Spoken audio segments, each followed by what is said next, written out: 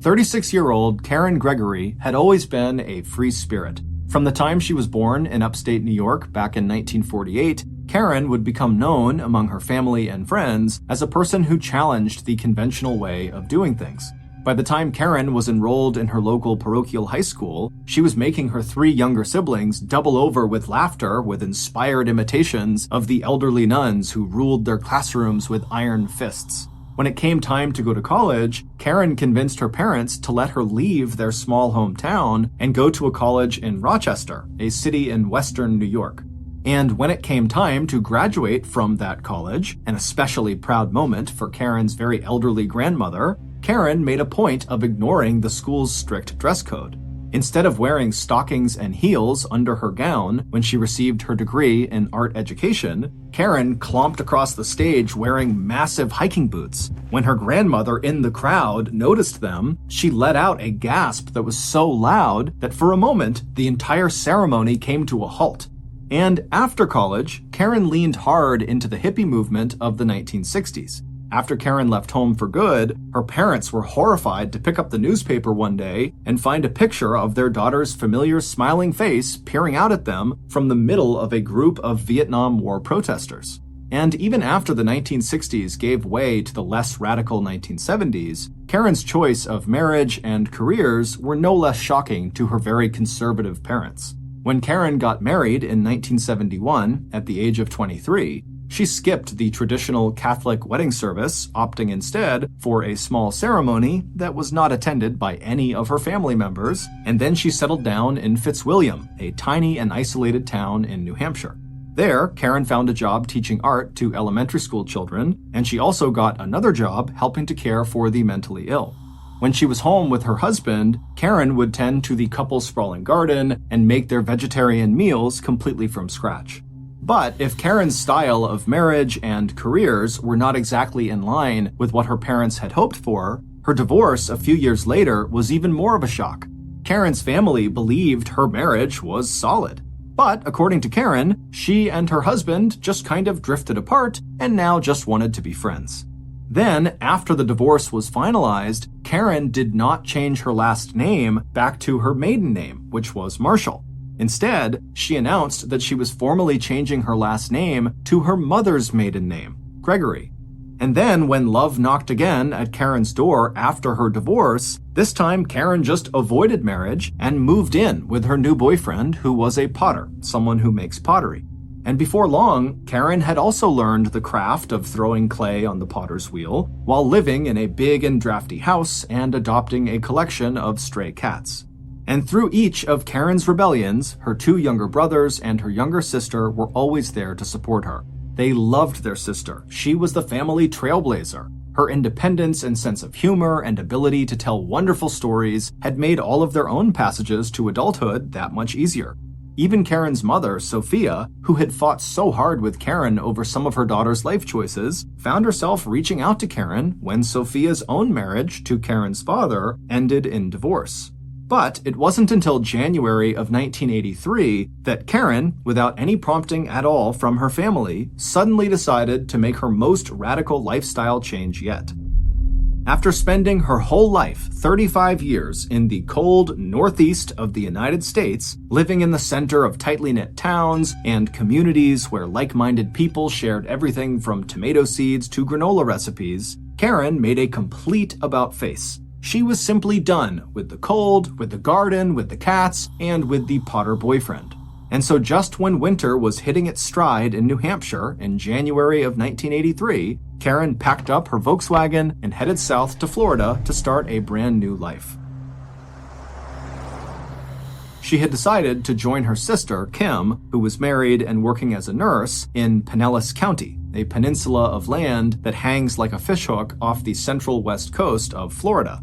While Kim and her husband had made their home in the northern tip of the peninsula, Karen drove right down to the bottom of the fishhook. And within a few months, Karen was living in an apartment she shared with a roommate in the historic Florida beach town of Paso Grill.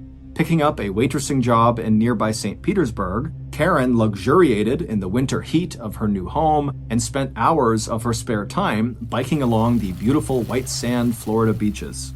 Pinellas County was bigger, sunnier, and in places far more developed and paved over than anywhere else Karen had ever lived.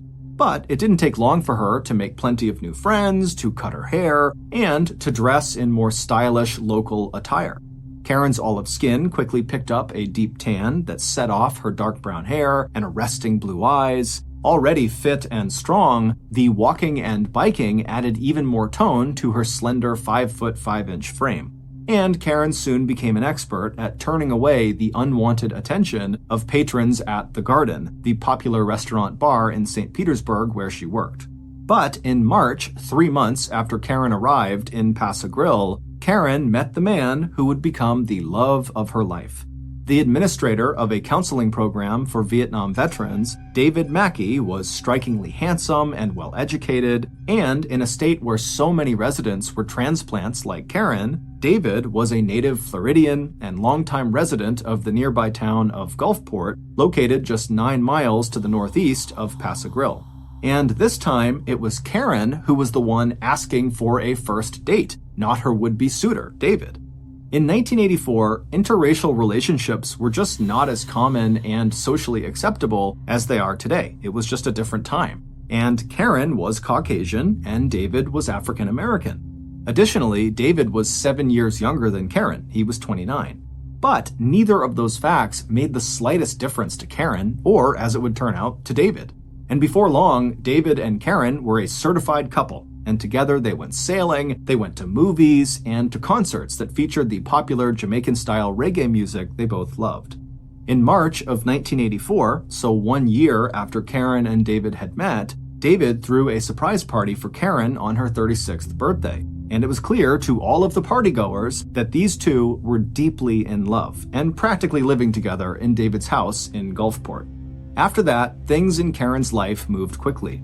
In May of that same year, just 2 months after Karen's surprise birthday party, Karen landed a good job as a graphic artist with a St. Petersburg company called Datacom that produced technical drawings and illustrations. And around that same time, she and David decided to make their relationship more formal.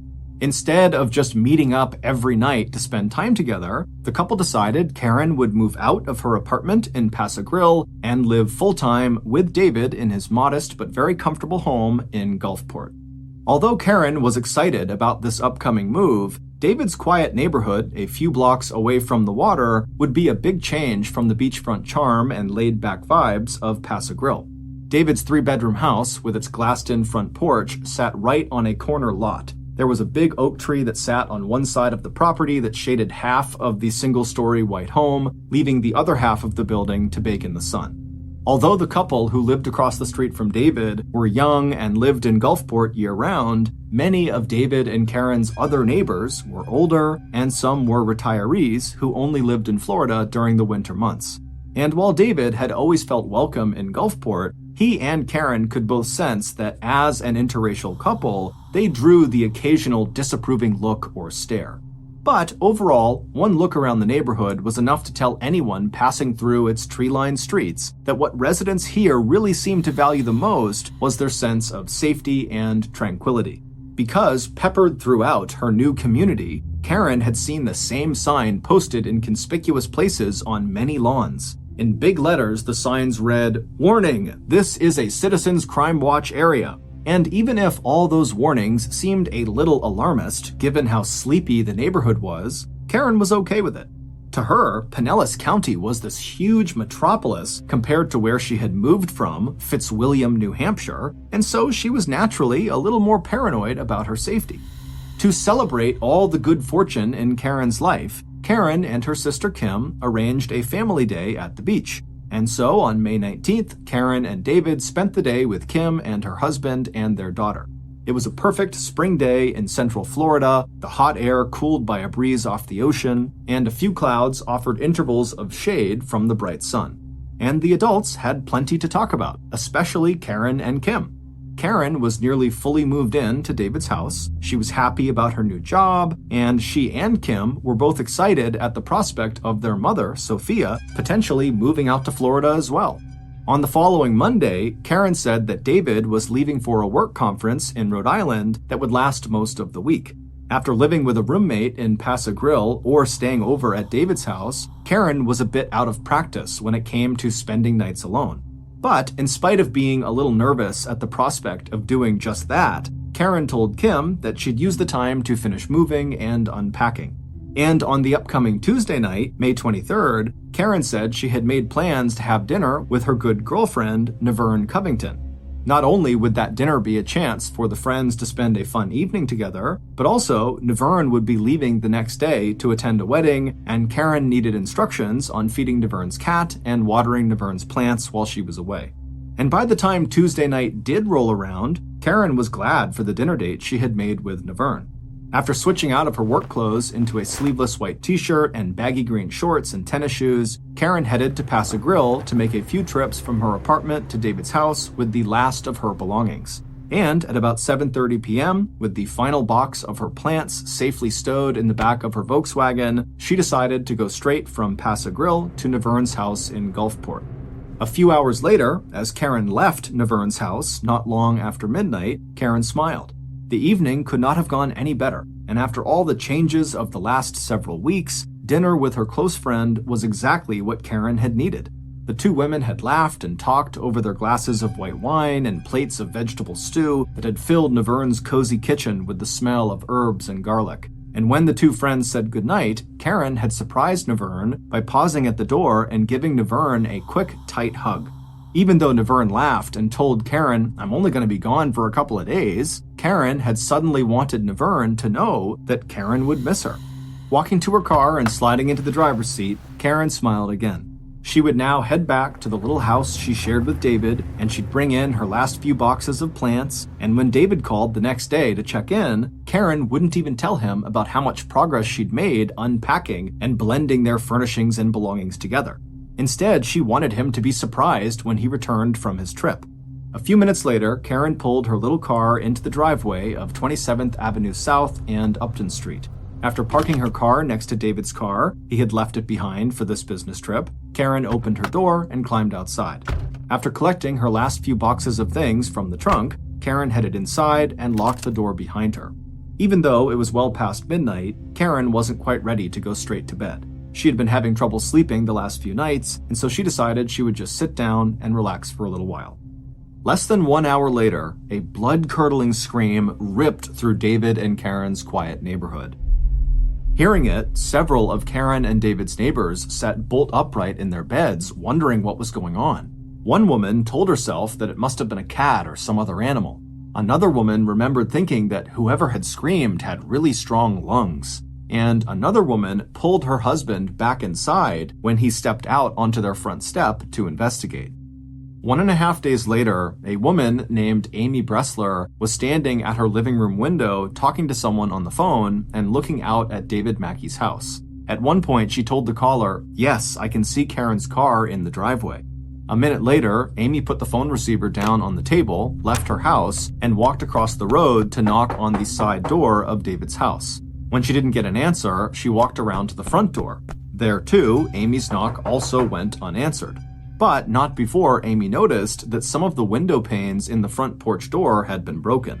Walking again back toward the back of the house, Amy noticed curtains moving in one of the bedroom windows. When she stopped to look more closely, she saw that the reason they were moving is because the window was wide open. Amy reached through the open window and pushed the curtains aside and looked into David's house.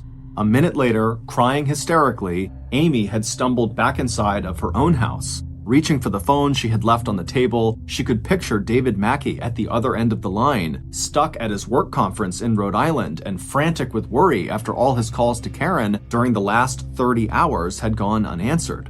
But before David could even ask his neighbor if Karen was okay, all Amy could manage to tell him, in a voice choked with tears, was, "David, it's something horrible. I need to get the police."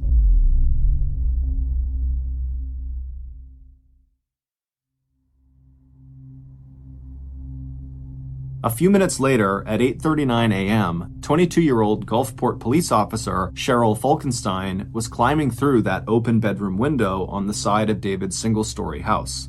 Even if she had been on the police force for 5 years instead of just 5 months, the young officer would not have been prepared for what she saw in the hallway just beyond the bedroom. When Amy's 911 call had come into the station a few minutes earlier, the dispatcher had told Officer Falkenstein and emergency medical personnel that they were responding to a report of a non-responsive person. But in fact, it was instantly clear to Officer Falkenstein that this person was not just non-responsive, they were dead. It was also instantly clear that the deceased, Karen Gregory, had been the victim of a gruesome and violent attack. And not only that, but from the small lake of dried blood that surrounded Karen's half-naked body, the stiffness of her limbs, and the smell of decomposition, she had obviously been lying undiscovered in this hallway for some time, first injured, and then, when no help came, dead.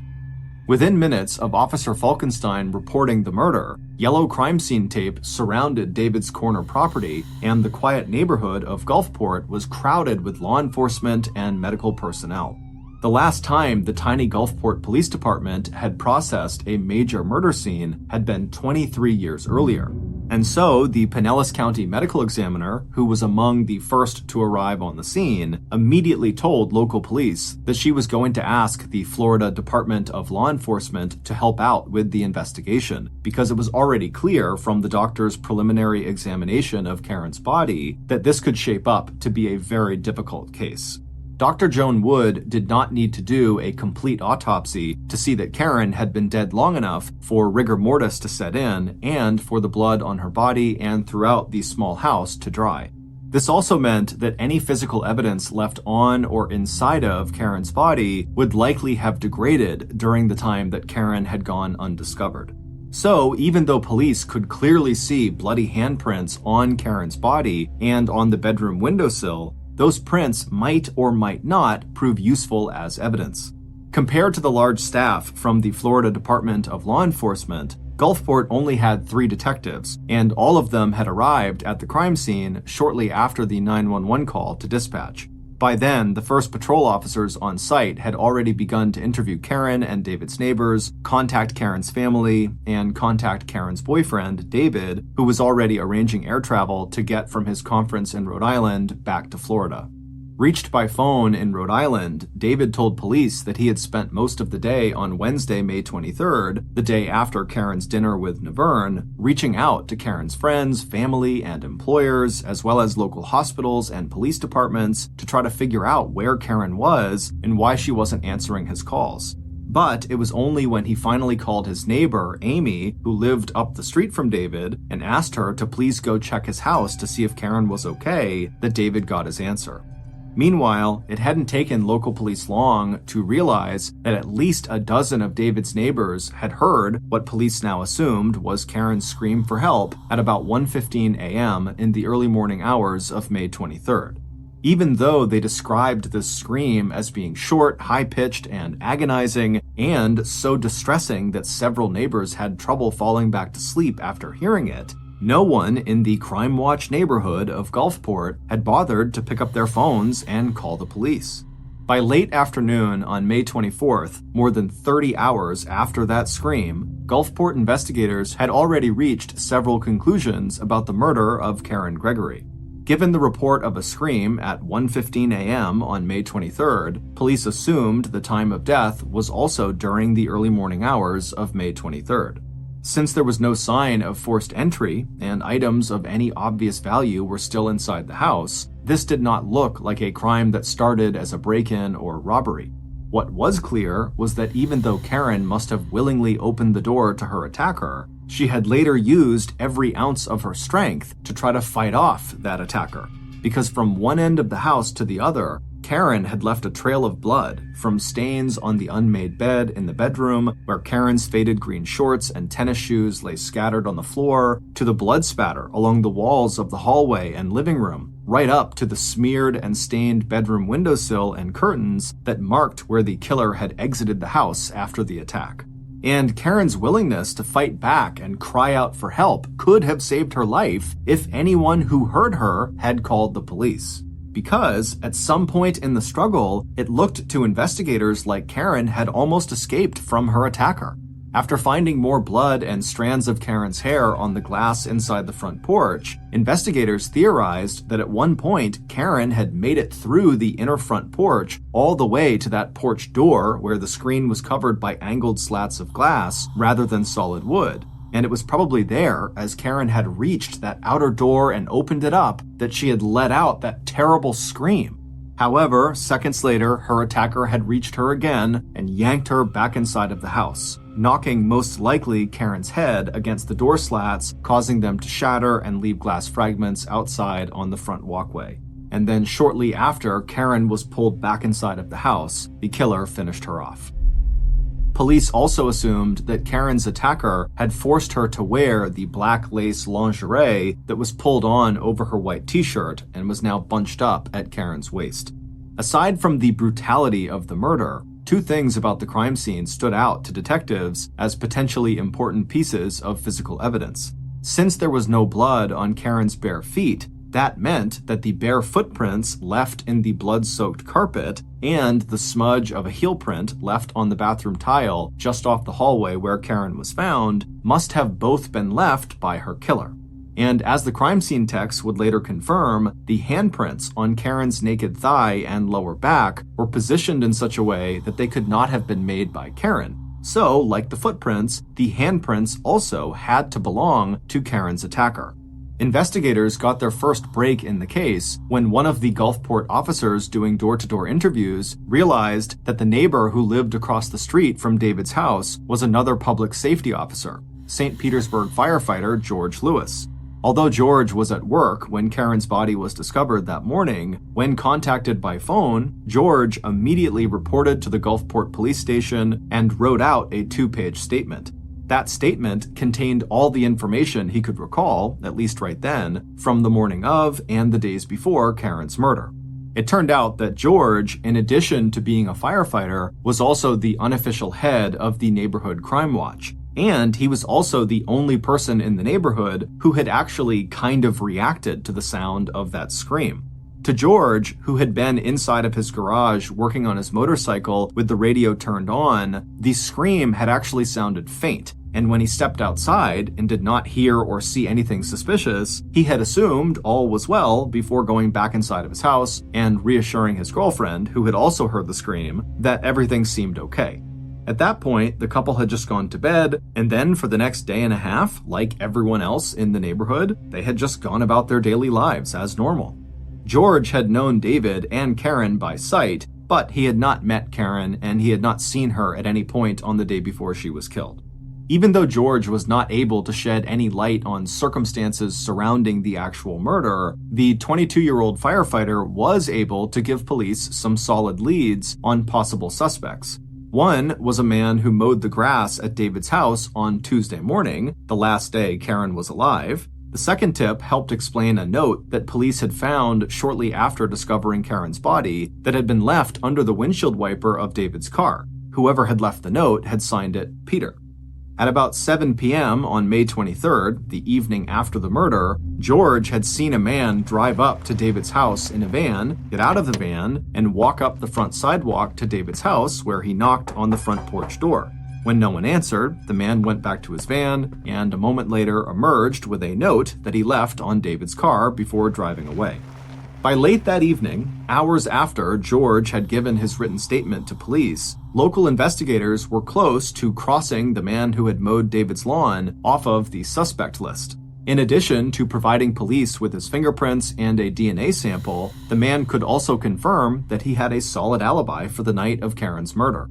The same would be true when police had a chance to finally interview David Mackey, who reported to the police station as soon as he arrived back in Gulfport late on the day that Karen's body was discovered. David had been in Rhode Island since Monday, and other members of the conference were able to confirm that he had not left the conference for any significant stretch of time. But it was the third possible suspect, the mystery man named Peter, who had left that note on David's car, who the police really wanted to speak to.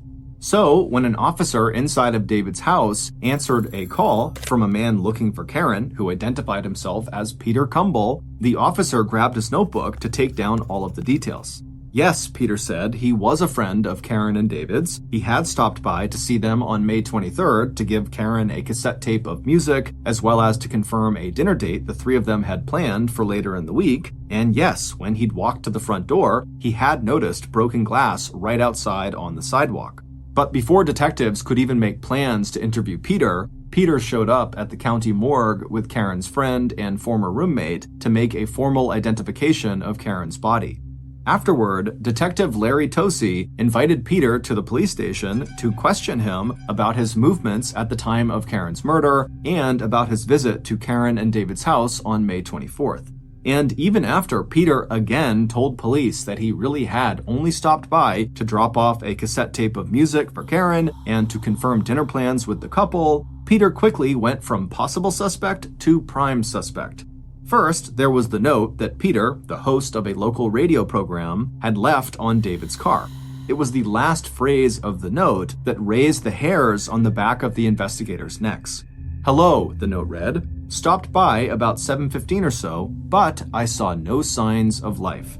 In addition, during Peter's interview, Detective Tosi had noticed a scratch on Peter's hand. And while Peter insisted he'd gotten the scratch while playing with his dog, the investigator had to wonder if maybe Peter had gotten that scratch while struggling with Karen. And even though Peter's roommate said that as far as he knew, Peter had been at their apartment on the night and early morning that Karen was murdered, investigators thought Peter's alibi might be flimsy, especially when David and Karen's former roommate told police that they thought Peter had actually been romantically interested in Karen. If Peter had been jealous or obsessed with Karen, that might be a motive for murder.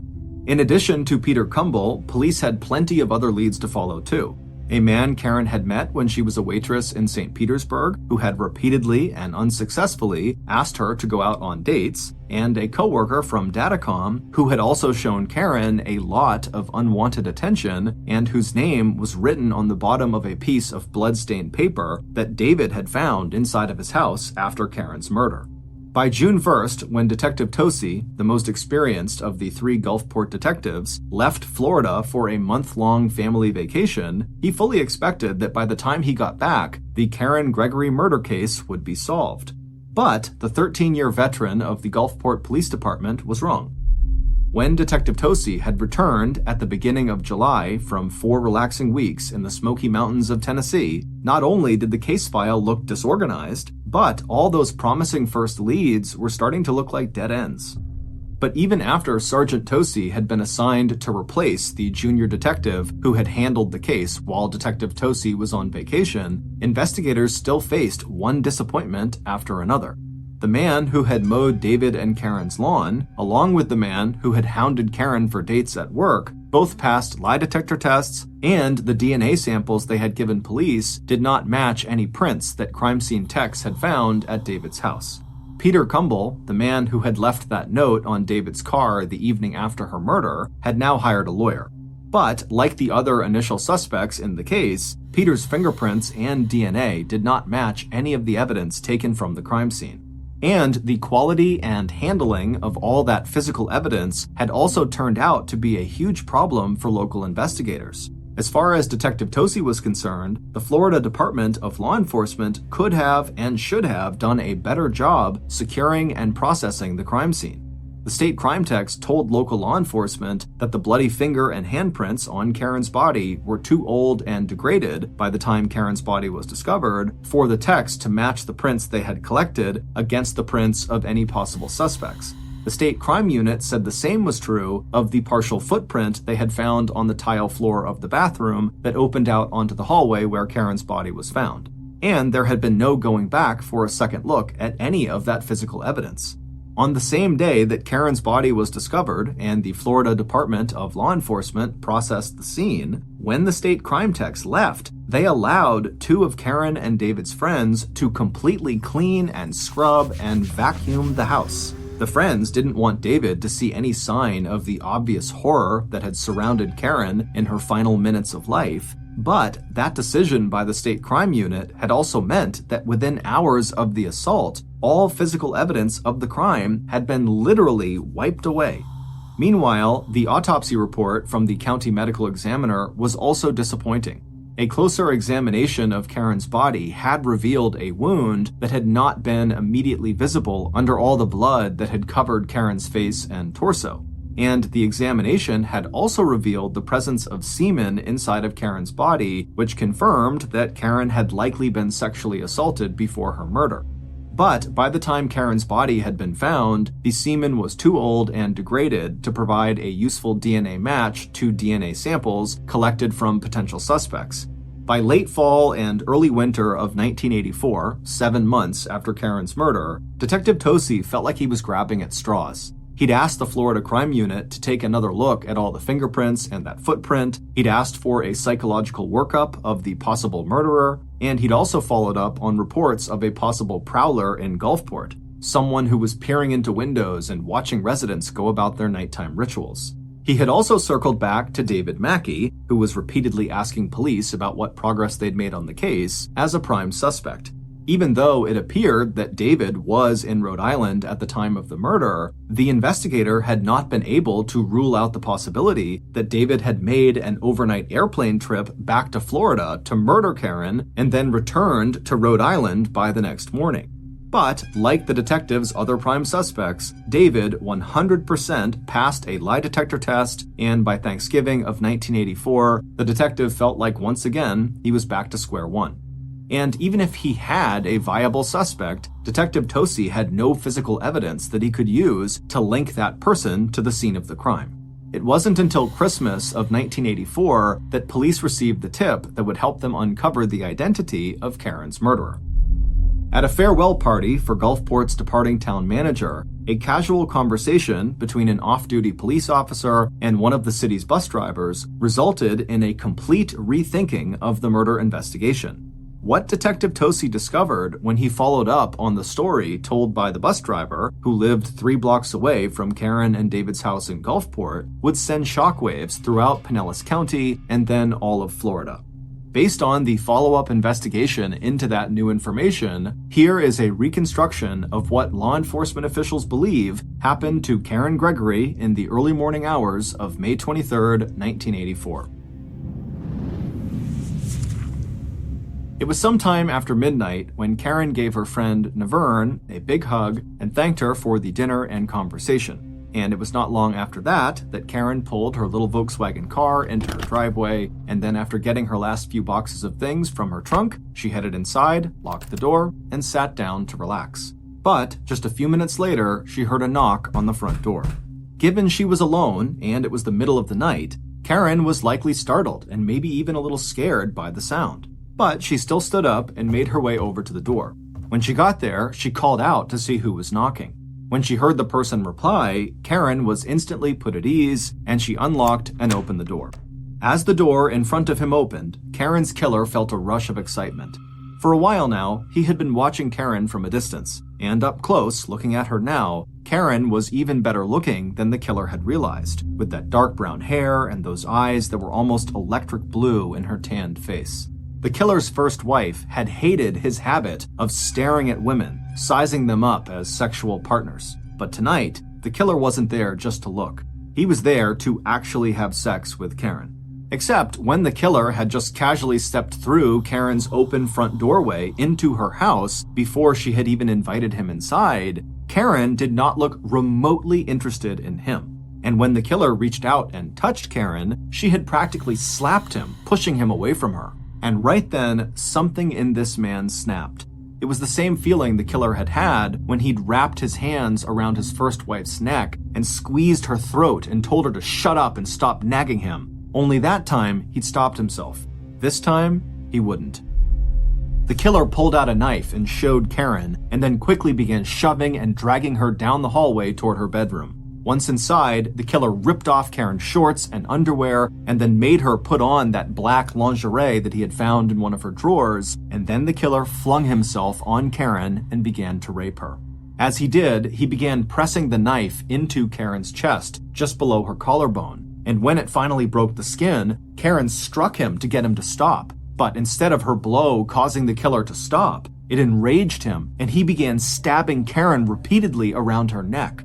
But just as he started to do this, Karen somehow managed to break free and make a run for the front door. And she had almost escaped. She'd gotten through the front door all the way to the front porch door with these slats of glass panes over the screen. It was then that Karen screamed that terrible, piercing scream before the killer had caught up to her, grabbed her, and pulled her back into the house, smashing her head into the glass panes, causing them to shatter out onto the walkway. It had taken all of the killer's strength to pull Karen back inside of the living room and then back down the hallway toward the bedroom. And even then, Karen somehow broke free a second time and lunged for the bathroom. The killer had to step onto these slippery bathroom tiles to pull Karen out into the hallway again before wrestling her to the floor. And that was where he finished his attack, beating and stabbing Karen until she was finally and completely still, lying on her side in the carpeted hallway. The medical examiner would later make a list of Karen's wounds. One of her hands was cut and scratched, one of her fingers broken, her face, head, and upper body covered with so much blood from 13 separate stab wounds to either side of her neck that it was impossible to see the slash the killer had also made straight across her throat. Finally, the killer stood up, his chest heaving and his bare feet pressing into the blood-soaked carpet. And as he looked around the dim, blood-spattered hallway, the killer suddenly seemed to realize what he had done. Just a few minutes earlier, he'd seen Karen from his garage, watched her unpack the boxes from the back of her car, and suddenly he'd thought of the perfect excuse to get into the house with her. A moment later, he'd been at her door, knocking, calling out his name so she wouldn't be scared, letting her know that he just wanted to make sure everything was fine because he'd noticed that she'd come home late. And as a firefighter and the unofficial head of the neighborhood crime watch, George Lewis, the guy who lived just across the street from her and David, was just checking to make sure Karen was okay. Standing in the hallway now, George wasn't even sure how long he'd been inside of David Mackey's house. But George did know that he had to get out before anyone came, and before Glenda, his soon-to-be wife and soon-to-be mother of his first child, began to wonder where he'd gone and why he wasn't still in the garage working on his motorcycle. A moment later, George was climbing out the window of David and Karen's bedroom, leaving bloody marks on the sill and the curtain. Then he was running barefoot back to his house across the street, past the Crime Watch sign he'd posted so prominently on his property, and around to the back of the garage where he would wash Karen's blood off under the outside faucet. From there, George would walk into the kitchen and tell Glenda not to worry, that the scream she had just heard was nothing. He'd checked it out, there was no disturbance anywhere, they were safe. Later, after he had showered and was lying in bed with Glenda, George could not believe his luck. No one in the neighborhood had called to report Karen's scream, and Karen's body would go undiscovered for more than 30 hours. The medical examiner would later say that if someone had called the police after hearing the scream, there was a good chance that Karen could have survived her injuries. But by late summer, George's luck began to run out. Detective Tosi kept coming back to talk to George about the murder. The men were good friends, close enough that on December 15th, Larry Tosi would actually perform the wedding ceremony when George and his fiancée Glenda got married at the St. Petersburg fire station where George worked. And at first, the detective had come back to George in case the firefighter and leader of the neighborhood crime watch could remember anything new about the night that Karen was killed. After all, George had been the only neighbor who actually made any attempt to investigate the cause of that scream. And even when George began to slightly change his story, the detective just thought that George must be remembering additional details, not that George himself could be the murderer. It wasn't until that farewell party in December that Detective Tosi realized there was a fatal flaw in what George had been telling the police. During that party, the Gulfport bus driver, who lived a full 3 blocks away from David and Karen's house, told that off-duty police officer that even from that far distance, 3 blocks, she had heard Karen scream that night loud and clear. And if that was true, how was it possible that George, who lived literally right across the street from Karen and David, had only heard what he described as a, quote, faint scream? Even if George had had his radio on like he claimed, Karen's scream had to have been much louder than what George was reporting. And when Detective Tosi pressed George to explain this discrepancy, George's story started to unravel. And as he kept offering new versions of events for the night of Karen's murder, he also began to fail lie detector tests as well.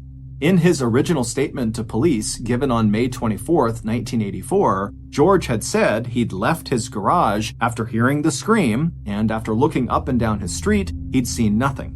In February of 1985, George told police that his earlier statement had actually been inaccurate. He said that after hearing the scream, he had looked across the street and seen a man standing on David and Karen's front lawn.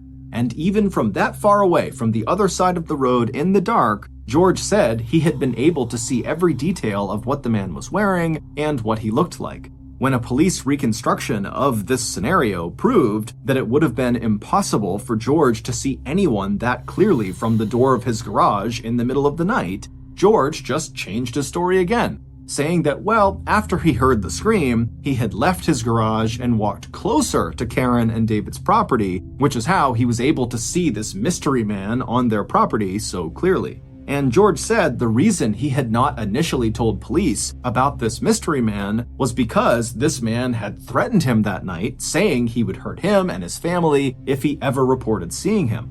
In George's final statement to police on March 15th, George told detectives that after this mystery man had made this threat, he had left Karen and David's property, at which point George, being curious, went inside of Karen and David's home, and at that point, he actually saw Karen dead on the floor.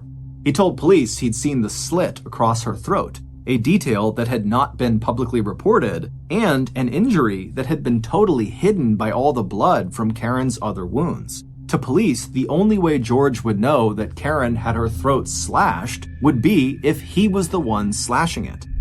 And even though the police had no actual proof that George had committed this murder, police suspicions deepened after they interviewed George's first wife. According to George's ex, during their year-long marriage, George had at times been violent and aggressive, like the time he had locked his hands around her throat and started to strangle her. She also described his habit of leering at women and looking constantly at pornography, as well as his overtly racist observations about African Americans. But it wasn't until Detective Tosi asked the FBI to run an analysis of the partial footprint left on the bathroom tile near Karen's body that police finally had the physical evidence they needed to link George to Karen's murder. Where the state crime lab had failed to come up with an image clear enough to match prints from potential suspects, the FBI had succeeded. And the bloody heel print on the bathroom floor, as well as the bare footprints left in the blood-soaked carpet, were an exact match to the footprint belonging to George Lewis, the man police now also suspected might be Gulfport's mystery prowler and Peeping Tom. On March 15, 1985, Detective Tosi arrested George for the first-degree murder of Karen Gregory. After a lengthy trial and appeal, during which George testified on his own behalf that he had nothing to do with Karen's death, George was found guilty of both first-degree murder and sexual battery. And on June 2, 1989, 5 years after Karen Gregory's brutal rape and murder, 27-year-old George Lewis was sentenced to life in prison. 1 year later, in June of 1990, George's wife, Glenda, filed for divorce and sole custody of their 2 children. As for David Mackey, he moved out of the home he had shared with Karen and settled in Tampa, Florida, where he continued his career providing assistance and counseling services to veterans. George Lewis would die in prison in 2015. He was 52 years old. We'd like to give a special thanks to author and journalist Thomas French, whose series of newspaper articles and his book, Unanswered Cries, A True Story of Friends, Neighbors, and Murder in a Small Town, were our main sources in creating this episode. Monday morning in October of 2004, 15-year-old Gina Giese rode the bus to school in Fond du Lac, Wisconsin, a suburb about an hour outside of Milwaukee. As the bus hit a pothole, she felt her stomach lurch. She'd had a stomachache all morning and barely touched the toast her mom handed her for breakfast. Normally, Gina would have taken any excuse to miss school on a Monday, but today was different. It was the start of homecoming week at St. Mary Springs High School, and she had been looking forward to it since the end of summer vacation. It was also her first year on the varsity volleyball team, which was a big deal for a sophomore. Gina didn't want to miss practice for the big game against their rival school, which was taking place that Thursday. As the bus pulled into the school parking lot, Gina convinced herself that she'd feel fine once she saw her friends and got to class. But the moment she stood up from her seat, she felt heavy and sluggish. It was like an invisible weight was trying to pull her through the floor. It took all her energy just to make it to English class. She spent the rest of the day fighting to keep her eyes open until it was finally time to go home. Later that night, while watching TV, Gina felt her arm start to tingle. She shook it, but the tingling wouldn't go away.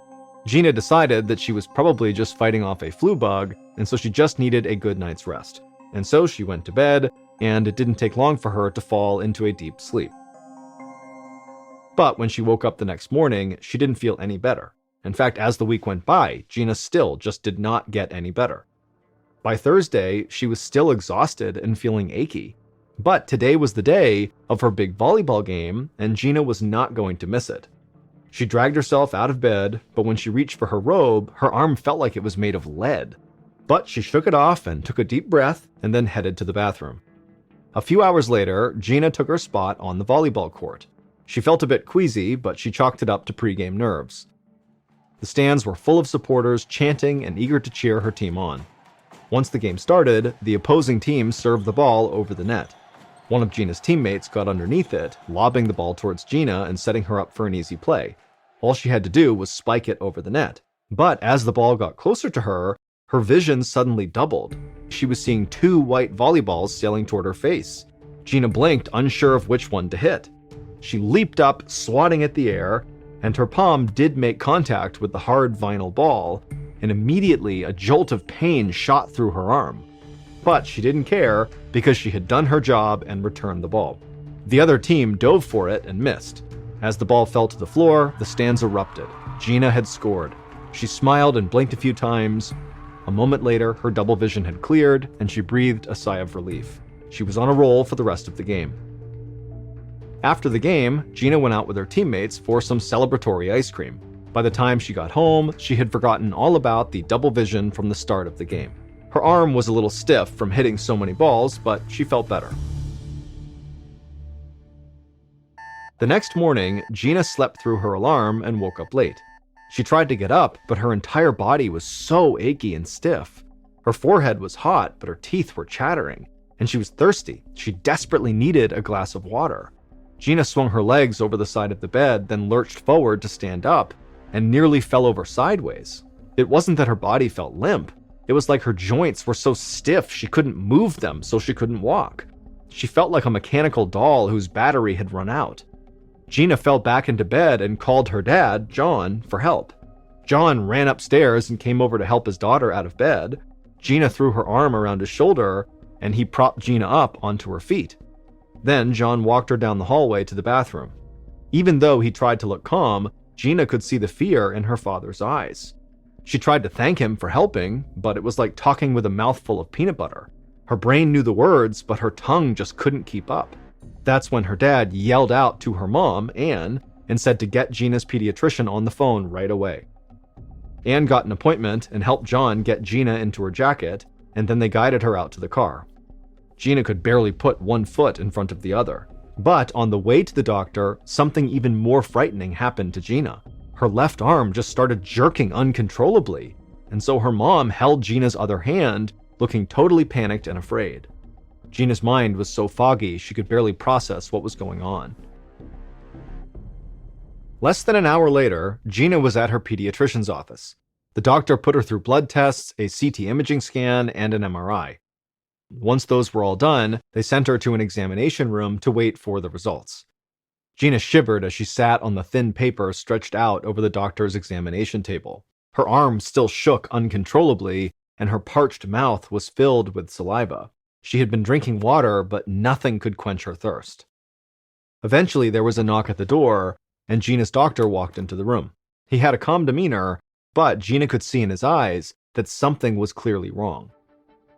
He told Gina and her parents that there was clearly something going on to make Gina extremely sick, but he just didn't know what it was yet.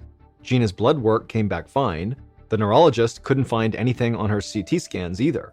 Gina didn't understand what this all meant, but she was scared. She could feel drool leaking out the side of her mouth, but she couldn't muster enough energy to make it stop. The doctor handed Anne a tissue, and Gina felt her mother's hand gently wipe it away. The doctor said that Gina needed to see a specialist at a larger hospital in Milwaukee, 70 miles away, and she had to get there fast. Minutes later, Gina was loaded into the back of an ambulance. Her parents held her hand and promised they'd follow right behind. During the ride to the hospital, Gina felt dizzy, so she leaned her head back against the stretcher she was strapped to and closed her eyes. She hoped that this next doctor would have an answer and she'd feel better soon. Despite the sound of the blaring siren, Gina could barely keep her eyes open, and she quickly fell asleep. The next thing that Gina remembered was waking up in a stark white hospital room with fluorescent ceiling lights that hurt her eyes. A nurse came in to check Gina's blood pressure. She asked if Gina could stand up. Gina slid off the hospital bed, and for a moment, she stood perfectly still. Then her body started jerking violently. The nurse caught her before she fell to the ground and helped her into a wheelchair. When Gina sat down, her eyesight became blurry again. It was like she was looking at the nurse through a sheet of wax paper. But even still, Gina could make out the nurse's sympathetic expression. The nurse told Gina not to worry. The neurologists would have her test results soon. Dr. Rodney Willoughby was in his office when Gina's test results arrived a few minutes later. He read and reread the results a dozen times. He was the lead doctor on Gina's case, and he needed to be absolutely certain of what he was seeing. He'd been a doctor for over 20 years, but this was his first time encountering a case like this.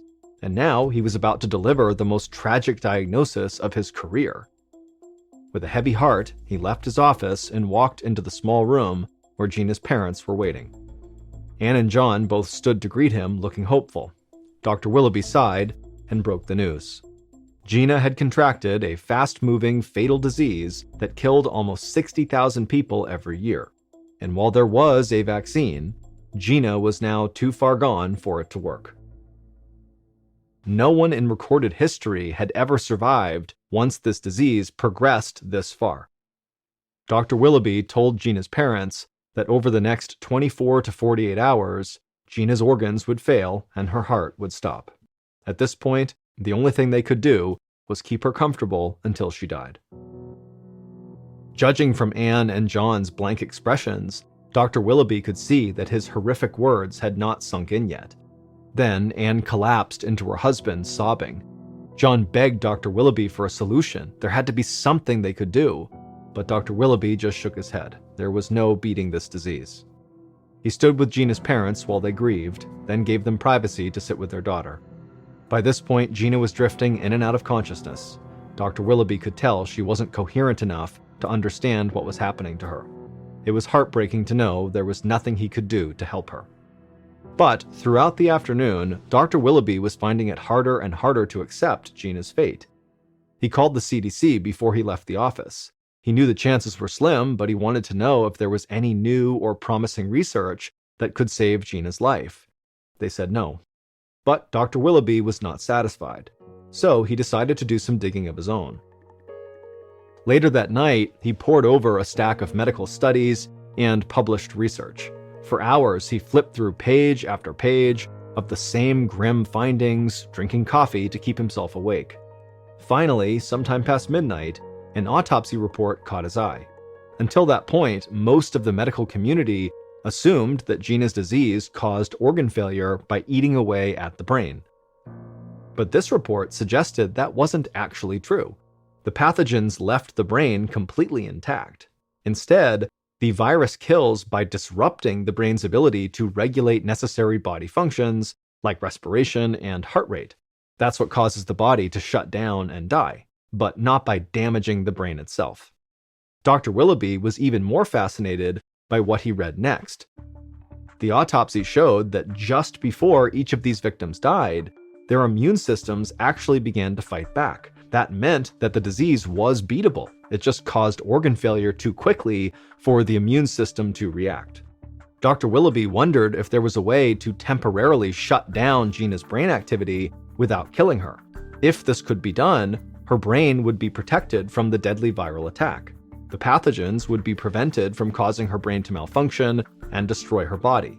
This would give her immune system time to produce antibodies and fight off the virus. That's when Dr. Willoughby came up with a radical idea. It was Gina's only hope. Gina's mother, Anne, was filled with dread as she and her husband walked into Dr. Willoughby's office the next morning. She was expecting a discussion on how to prepare for Gina's death. But when they sat down in front of the pediatrician, he told them about the shocking information he'd found the night before.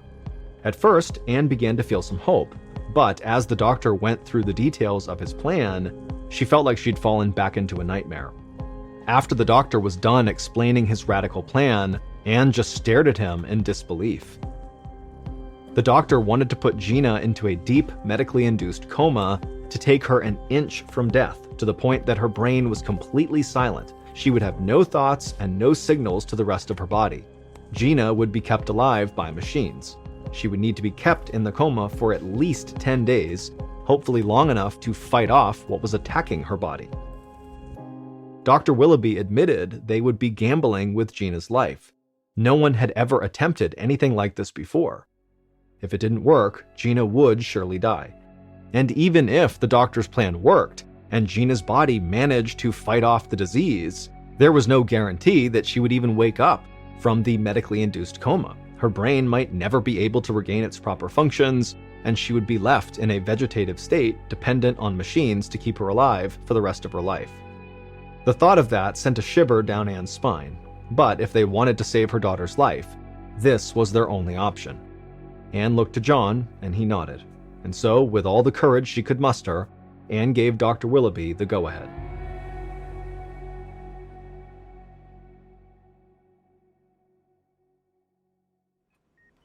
On October 10th, Dr. Willoughby and a surgical team gathered in the operating room.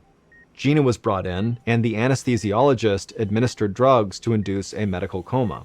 The coma would help to regulate her routine brainstem functions, such as breathing and circulation.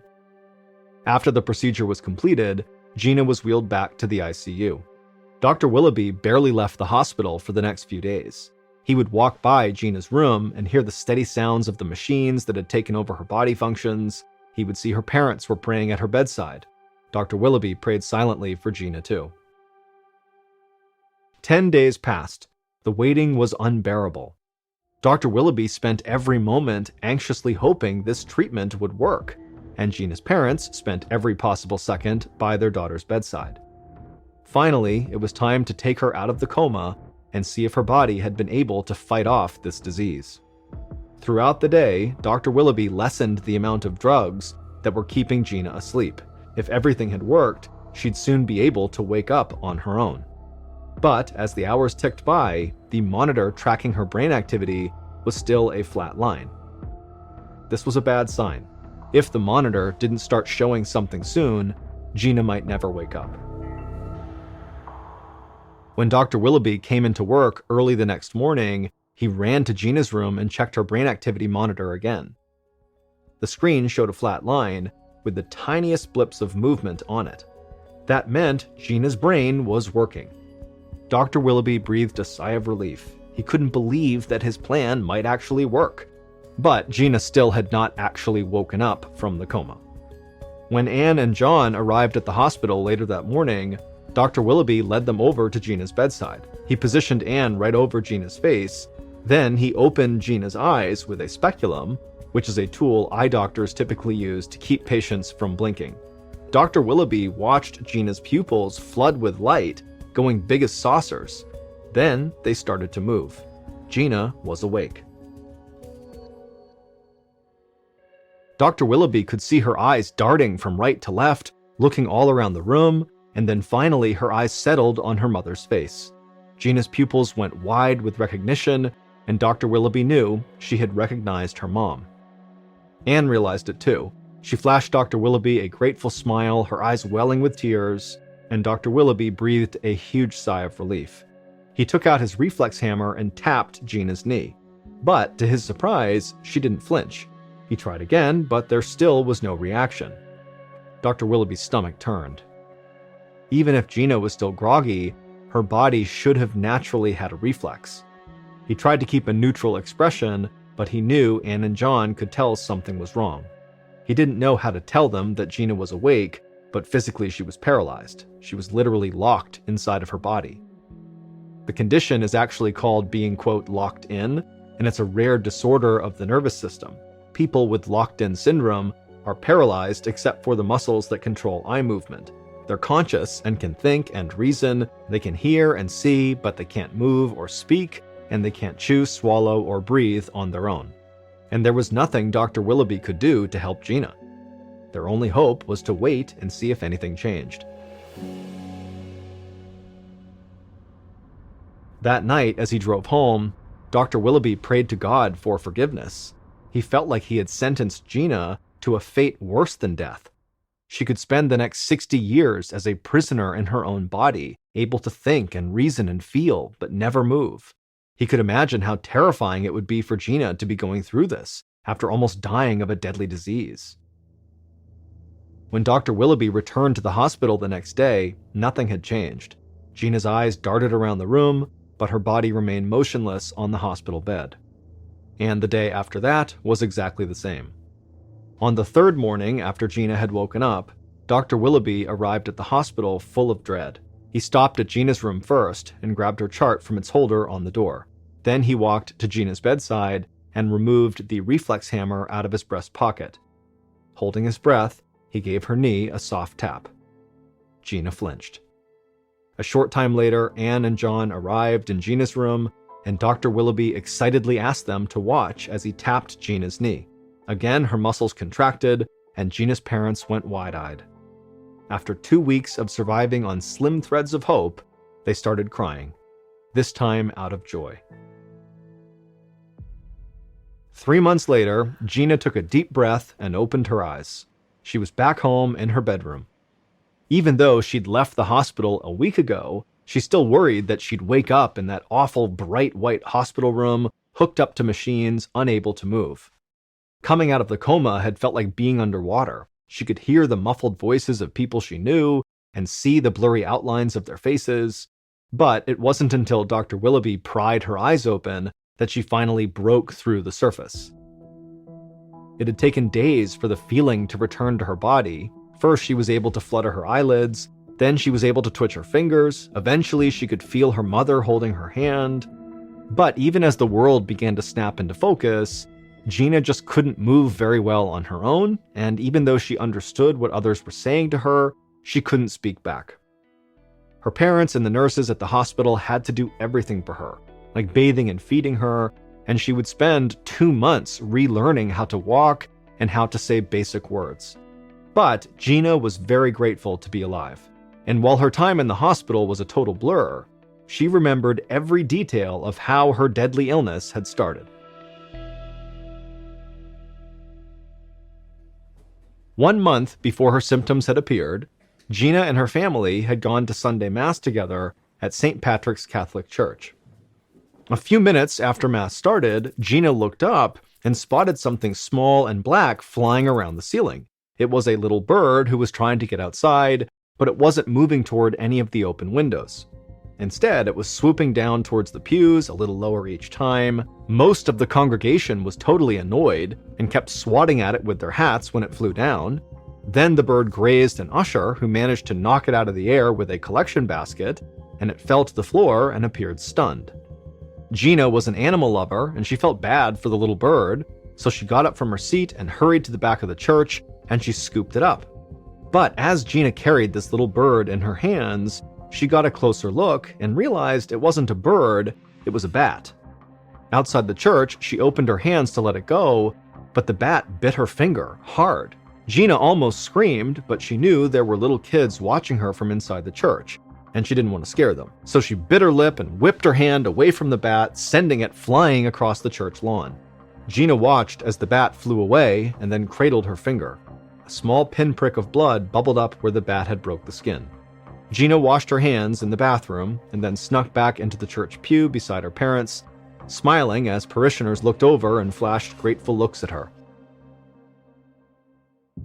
Gina would tell her parents that the bird was actually a bat. But it never occurred to Gina or her family that the moment the bat's tiny fangs pierced Gina's skin, a lethal pathogen had latched onto one of the nerves in Gina's fingertip. And over the next month, that pathogen replicated and grew, crawling its way up Gina's arm and rooting in her brain. It caused her to have flu-like symptoms, blurred her vision, made her jerk and salivate uncontrollably, and eventually led her to Dr. Willoughby's care. But at that point, it was too late, because Gina now had rabies. Rabies is an acute viral infection that is transmitted to humans by a bite or by the exposure of broken skin to an infected animal's saliva. The most common wild animals that can transmit rabies to people are raccoons, skunks, bats, and foxes. Domestic mammals can also get rabies if they're unvaccinated, like cats, dogs, and cattle. Rabies can be cured with a vaccine, but it must be given within 24 to 72 hours after exposure. If it's left untreated, rabies is fatal. The virus causes significant and progressive damage to the brain and spinal cord, and by the time it's reached the brain, it's almost always too late to prevent death. Victims die painful deaths and experience delirium, abnormal behavior, hallucinations, and insomnia. But thanks to Dr. Willoughby's radical idea, Gina Geese became the first person to survive a case of full-blown rabies without a vaccine. Since then, other doctors have used the technique Dr. Willoughby pioneered to treat rabies patients when they are not eligible for the vaccine. It doesn't work every time, but sometimes the patient does pull through. It's now known as the Milwaukee Protocol. It took Gina 2 years to restore her language and motor skills, but she finished high school on time with the rest of her class, and then after graduation, she enrolled at Lakeland College to study biology because she wants to work with animals. In one of her classes, Gina studied bats, and over time, her fear of them melted away. Now, she absolutely loves them. In 1957, 31-year-old Larry Bader was living with his wife, Mary Lou, and their 3 kids in Akron, Ohio. Larry was a good father and good husband, but he was a terrible businessman. Over the past several years, he had launched several new business ventures, and they had all failed, throwing the family into fairly significant debt. And so even though Larry desperately wanted to be an entrepreneur and eventually start a quality business, they didn't have the money to do that. And so he had to just take some job in order to pay the bills. And so the job he got was a cookware salesman for a local company, and it did pay the bills, but it did not make Larry happy. And so on the weekends when Larry was not working, and if it was okay with his wife, he would basically just disappear and go fishing on Lake Erie, which is about an hour north of where they lived. And that was his way of kind of disconnecting from reality and kind of disconnecting from his somewhat crappy life. And so on Friday, March 15th, Larry approached his wife and said, hey, I'd like to head up to Lake Erie and go fishing for the weekend. And she would tell him, I got the kids, it's fine, you can go do that. But I heard the weather was going to be really bad. Are you sure that's such a good idea? And Larry would tell her, you know what, don't worry about it. These storms, they always hype them up. They're never a big deal. I'll be fine. And so he kissed his wife, he kissed his kids, he grabbed his stuff, he hopped in his truck, and he left and headed up to Lake Erie. That night, Lake Erie was hit with a massive thunderstorm, way bigger than the one that the news was predicting. And then the following morning, the Coast Guard discovered Larry's boat floating around on Lake Erie. There was minor damage to it, and it was missing an oar, and it was missing Larry. Larry was nowhere to be found. And so a search was launched for Larry, but he was never found, and he was eventually declared dead. And so even though the family did not have Larry's body, they would hold a funeral for him, and his wife was able to actually cash his life insurance policy, which was enough to pay for her and the kids.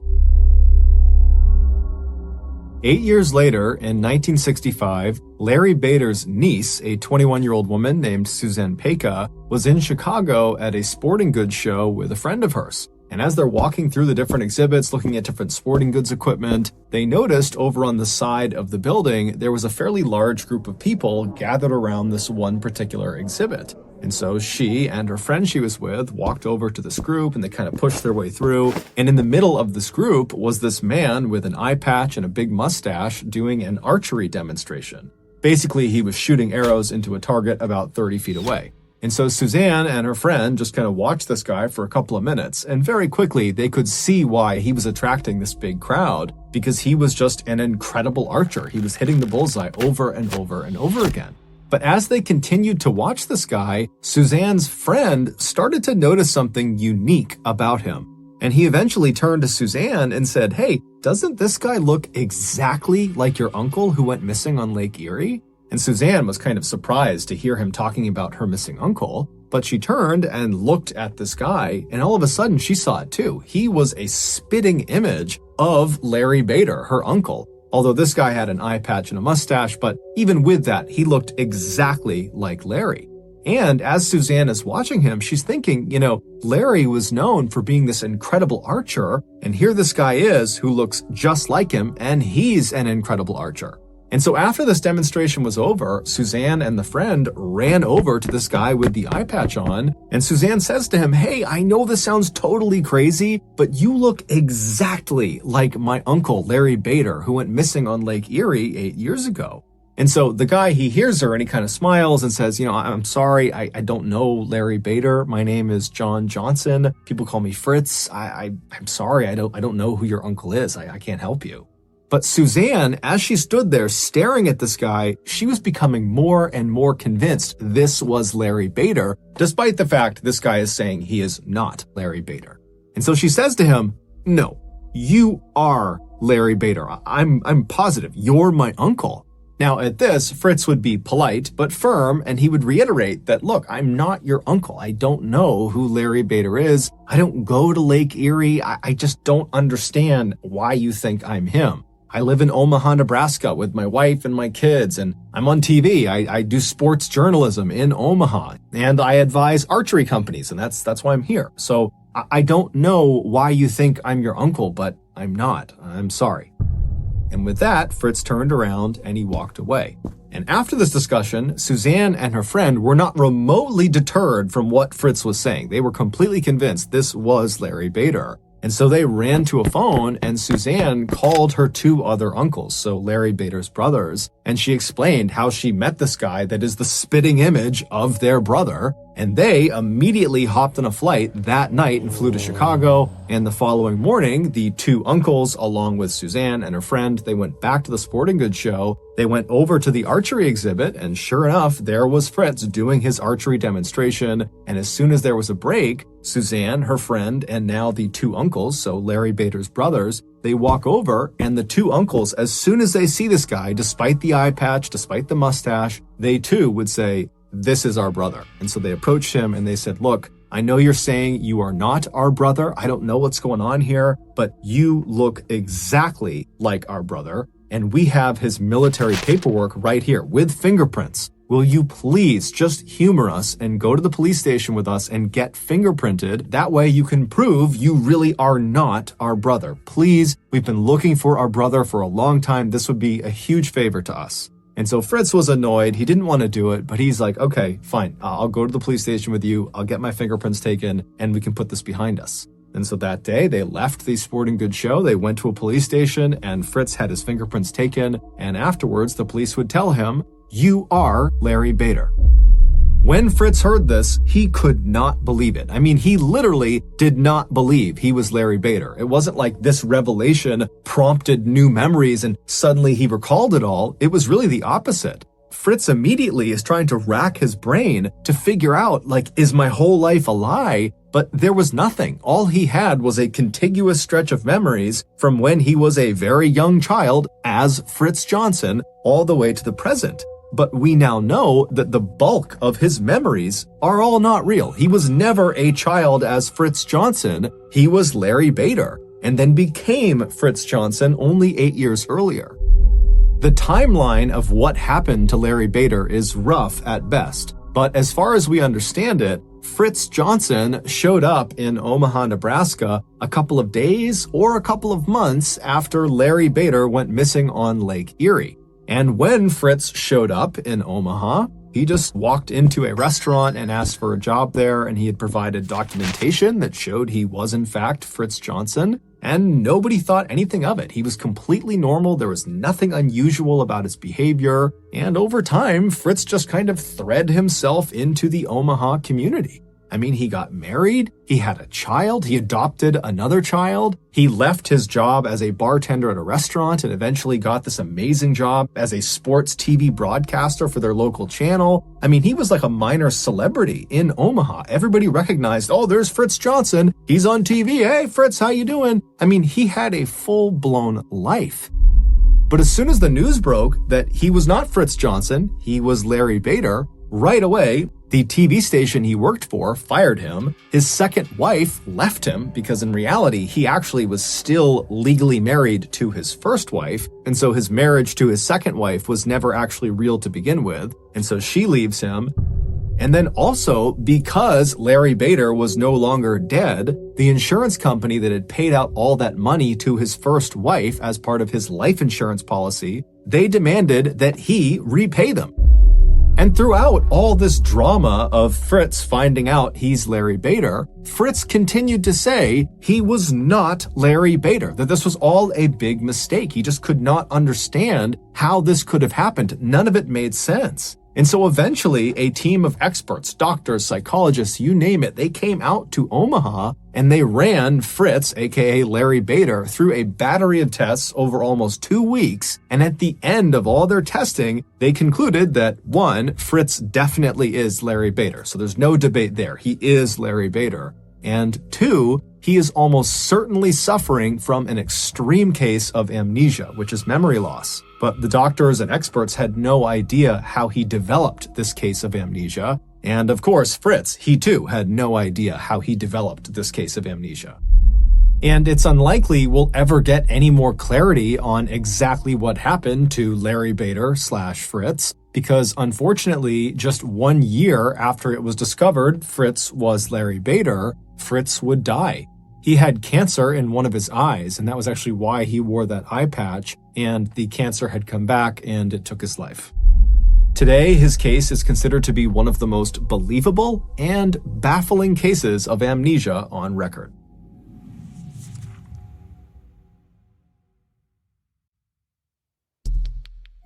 Our next story is called The Bully.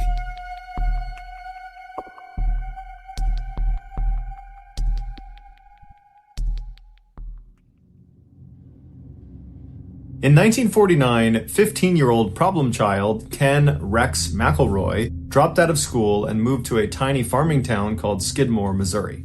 There, he began his life of crime, which consisted primarily of theft. At night, he would drive his truck onto Skidmore residents' property, and he would steal their livestock, alcohol, grain, food, antiques, anything he could get his hands on and that he could sell, he would take. And if the owners ever caught him in the act, he would just raise his rifle at them and tell them to go back inside and never report it to the police or he would kill them. And because Rex was this big 270-pound monster of a man who was known for having a bad temper and for being really aggressive, people generally just did what he asked and his crimes went totally unreported. In the rare instances that victims would report Rex's crimes to police, Rex would begin intimidating them and their family by staking out their houses at all hours of the night, or he would just walk directly up to these victims and he would say, "I will kill you if you testify against me." And if none of those tactics worked, Rex used some of his illegal money to hire one of the very best defense lawyers in the entire state, a lawyer who had famously represented the mob, and he would step in and get Rex off of virtually any charge, including the time Rex actually did shoot one of the owners who caught him in the act. Over the years, Rex would use these fear and intimidation tactics not just to make money, but also to prey on young women and girls. In the 1970s, when Rex was in his 40s, he began stalking a local Skidmore girl who was 12 years old named Trina. After assaulting her dozens of times, Rex learned her family was going to be pressing charges against him.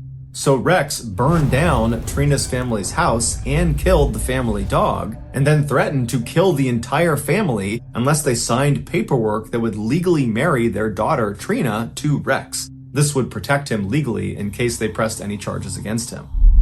After the family finally relented and signed off on the marriage, Trina was forced to come live with Rex at his house, and within 2 years she became pregnant. After the birth of her child, she took her baby and tried to run away from Rex, and she ran back to her family's new house, and she was hiding there, but Rex tracked her down. He took her and their baby back, and then Rex proceeded to burn her family's house down again, and again killed their new family dog. By the end of the 1970s, Rex wasn't only just the most hated person in Skidmore. He was the most destructive person. He had hurt so many people in town, but it seemed like no one could do anything about it. It was like he was untouchable. Then, a single piece of candy changed everything. In 1980, one of Rex's children was at a local grocery store in Skidmore when they were caught stealing a piece of candy. When the shopkeeper asked the child to put the candy back, they refused, and it caused this huge fight. And before long, Rex has found out about this huge fight, and Rex, instead of being upset with his child for stealing, he becomes enraged that the shopkeeper had the audacity to accuse his child of a crime. And so Rex began stalking the owner of the store, a 70-year-old man named Bo, along with the rest of Bo's family. At all hours of the night, Rex would just show up in front of their house with a gun slung across his lap, and he would fire shots into the air. And then during the day, he would walk right up to Bo and he would tell him, "I'm going to kill you." And so Bo and his family knew it was only a matter of time before Rex did become violent. And they were right. In July of that year, Rex showed up at Bo's grocery store with a shotgun in hand, and Bo, who was in the back of the shop loading groceries through the back door, he turns around and he sees Rex walking up to him. They have this heated confrontation where at some point Rex just raises his shotgun and he fires a shot into Bo's neck. Bo was gravely wounded, but he would survive, and Rex would actually get arrested and would be charged with attempted murder. And it seemed like, for once, maybe Rex was actually going to get what was coming to him. But he didn't. The attempted murder charge was lowered to just assault, and he was given 2 years in prison, but he would only serve 1 day in jail before being released on bond. And as soon as he was out on bond, he went right to his house and he got his rifle that had a bayonet attached at the end of it, and he went right to the tavern in the middle of Skidmore, and he began telling anybody who would listen that he planned to finish the job. I.e., he was going to kill Bo, and he described in very graphic detail how he planned to do it, which involved this rifle and this bayonet. Patrons that were at the tavern that saw Rex and heard these claims, they were scared for Bo, and so they left the tavern and they told city leaders about these threats. And so city leaders at this point, they've had enough of Rex, and they decide they're going to host this secret meeting that will not include Rex the following morning. So the next morning comes around and all these angry residents, they come to this meeting and they begin discussing, how are we going to handle Rex? We can't use police. We can't use politicians. Nothing can be done. So what are we going to do? How are we going to put an end to his reign of terror? And after a while, they came up with a plan. And after the meeting was done, everybody left the town hall, they got their guns, and they made their way over to the tavern where Rex was seen earlier that morning.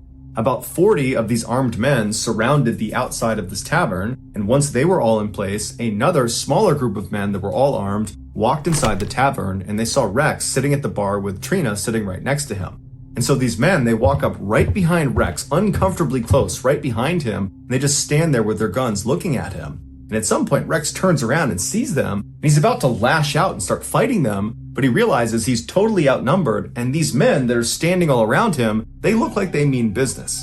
And so he stands up, he grabs Trina, and he brushes past them, trying to act tough, and he walks out of the tavern. When he gets outside, he's taken aback at this additional group of armed men, which is much larger, who are all standing there just looking in at him. And so Rex at this point becomes visibly frightened, but he grabs Trina and he calmly walks out to his truck, which is parked a little ways out in front of the tavern. He gets in the driver's side, she hops in the passenger side, and Rex lights a cigarette up, he turns on his truck, and he's about to try to drive away when a gunshot rings out, and Rex immediately slumps forward onto his wheel. One of the Skidmore residents runs up to the truck, they open up the passenger side, and they grab Trina, who was unhurt, pulled her out, and rushed her to safety. Once she was clear, the other residents with their guns just moved in on the truck, and for 20 seconds they opened fire on Rex. And after the shooting was over, nobody called an ambulance. Everyone just stood there and watched as the town bully died. In all, there were 46 witnesses that were there when Rex was murdered, but they all said they had either not seen the shooting or they didn't know who the shooter was. And despite a lengthy federal investigation, none of the witnesses ever changed their stories. And so as a result, no one was ever charged with Rex's murder. Years later, a Skidmore resident, when asked what happened here, they just said that man needed a killing.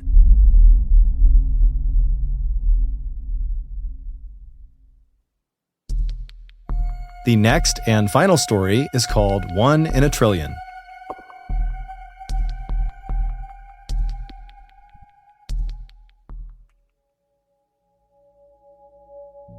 Michael Packard might be the luckiest or unluckiest person alive.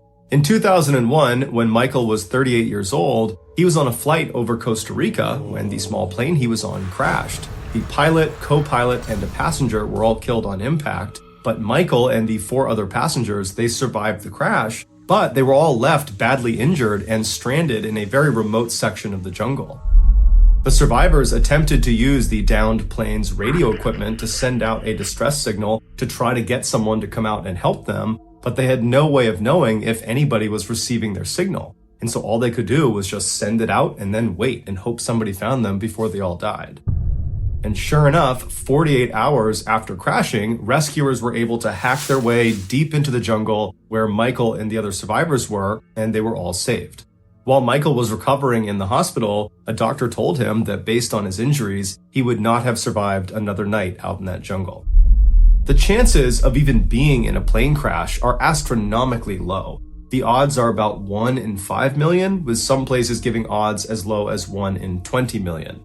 To put that in perspective, Michael was far more likely to have been struck by lightning, which is about a 1 in 1 million chance, than he was to have been in that plane crash. But that plane crash would not be the last time that Michael defied the odds and did something totally unbelievable. Over the next couple of decades, Michael, who was a commercial diver by trade, would survive not 1, but 2 significant encounters with great white sharks off the coast of California. Some of Michael's friends would not be so lucky. Michael would get lost at sea, like really lost, like treading out in the middle of the ocean with no land in sight for hours lost. But miraculously, a boat would find him and save him again. And Michael would discover the body of a long-time missing person hidden underneath the water about 60 feet down off the coast of Massachusetts. But of all the improbable exploits of Michael's life, none is more unbelievable than what happened to him in 2021, which experts are saying he had about a 1 in 1 trillion chance of experiencing. On the morning of June 11th, 2021, Michael, who was 57 years old at the time, hopped in a boat with his longtime diving partner, Josiah. Once they were all situated and they had all their equipment inside of the boat, they took off and headed for the open waters right off the coast of Cape Cod, Massachusetts, where they planned to do some lobster diving. A popular way to retrieve lobsters is to literally just dive down and by hand pick them up and bring them back to the surface. And so that day, that's what Michael and Josiah planned to do. Once they reached this spot right off the coast, Michael put on all of his scuba diving equipment and hopped in the water. Josiah did not put on any diving equipment because he was not going to be getting in the water for this dive. Instead, he would remain on the boat and help Michael get in and out of the water. He'd pull lobsters up onto the boat, and he was also there in case of an emergency, he could call for help. And so just after 6 a.m., once Michael was in the water and signaled he was good to go, he dove down below, and after a little while, he came back up, but with a relatively small haul of lobsters. And so the two men figured that, well, I guess today is just not a great day for catching lobsters. But regardless, for the next couple of hours, Michael continued to go down and catch as many lobsters as he possibly could. By 8 a.m., Michael had captured approximately 100 pounds of lobsters that were now in the boat. And so Michael and Josiah were actually starting to feel pretty good about this particular trip. And so Michael decided he would go back down one more time and try to get just a few more lobsters before they called it a day. And so Josiah remembers watching Michael, who was in the water. As he put his mouthpiece back in, he signaled up to Josiah that he was good to go, and Josiah watched as he disappeared below the surface. The water was very calm, and Josiah is just kind of scanning out across the water, and then all of a sudden, this eruption of white water came rushing up to the surface, right where Michael had gone down below. And so right away, Josiah leaned out over the edge of the boat to see if he could look down and see his friend, but he didn't see Michael anywhere. Instead, he saw something massive moving around underneath them. After Michael had broken the surface on this final dive down to get more lobsters, his plan was to sink down to the bottom of the ocean at about 60 feet and then go hunting for lobsters. But when he had descended to about 45 feet, he felt something smash into him from behind that felt like a truck hitting him, and then everything around him went totally pitch black.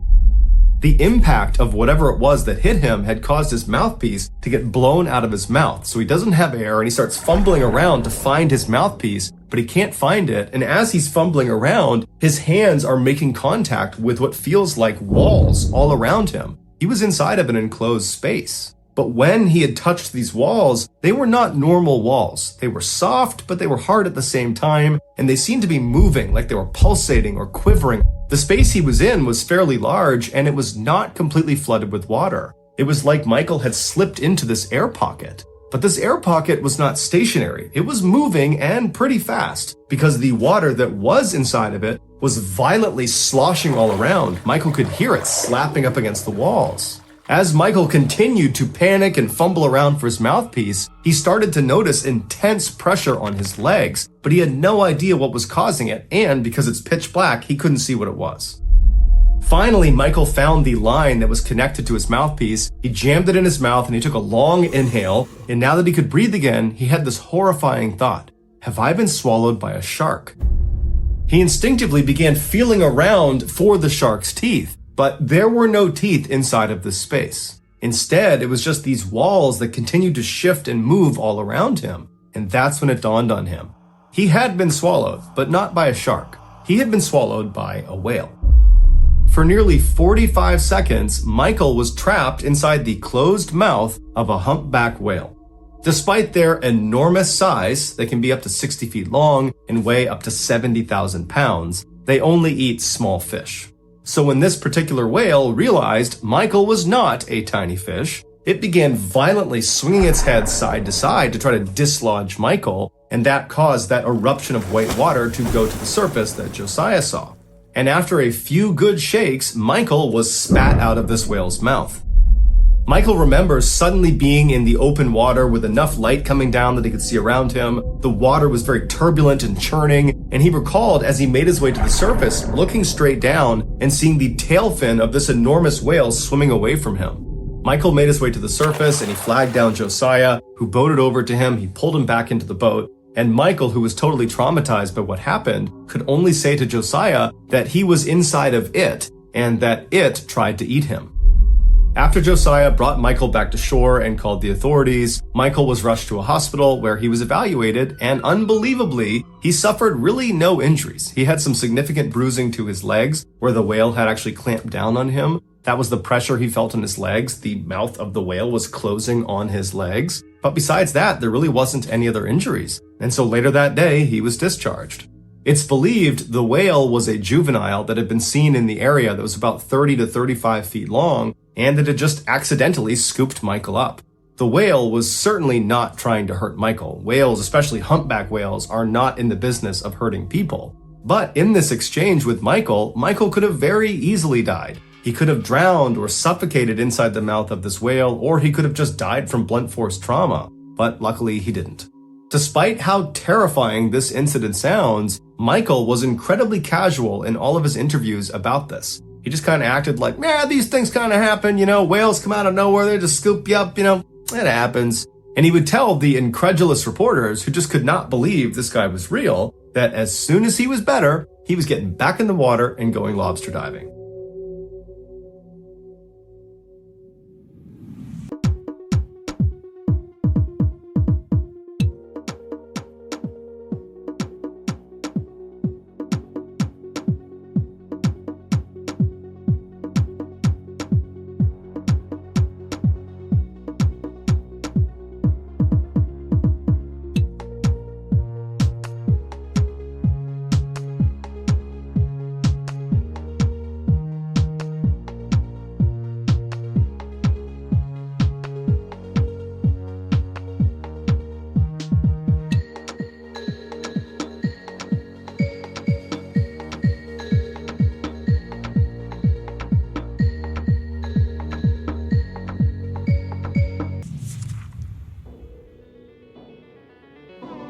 Thank you for listening to the Mr. Ballin podcast. If you got something out of this episode and you haven't done this already, please ask the Amazon Music follow button for a bite of their sandwich, and after they say yes, proceed to jam the biggest bite possible into your mouth.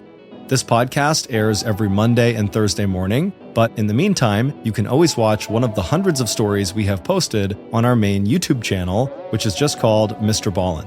Consider donating to our charity. It's called the Mr. Ballin Foundation, and it honors and supports victims